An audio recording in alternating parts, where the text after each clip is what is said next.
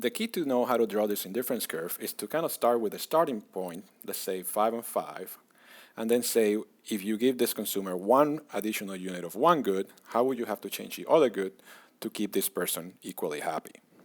So for instance, say this person has 5 Pepsis and 5 Cokes, 10 colas. If you give this person one more Pepsi, how many Cokes you have to take away to keep this person equally happy? And the question usually tells you how that is. And this says here that this person doesn't care about Pepsi or Coke, he just cares about cola. So basically, when he has 5 and 5, you have 10 total. And when you give him one more Pepsi, in order for him to still have 10 total, you have to take away one Coke.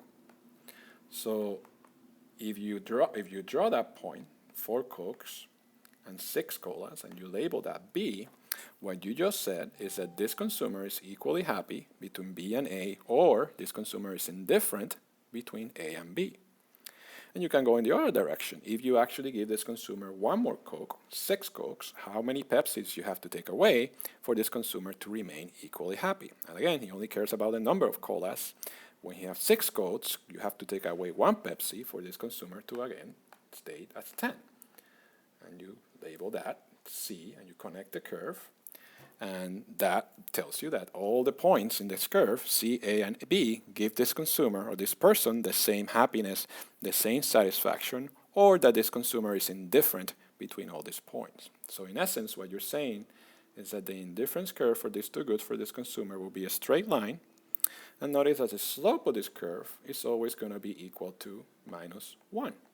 Because the slope of any curve tells you the change in y over the change in x. And in this case, what you have here is Coke over Pepsi. So that's exactly what this curve is telling you. And notice that since you have to take away 1 when you gain 1, the slope of this curve is always going to be minus 1.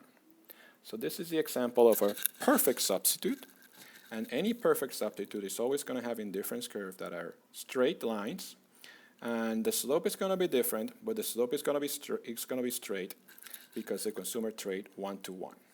Or, I'm sorry, well, not 1 to 1, but constantly at a rate that is equal to the slope.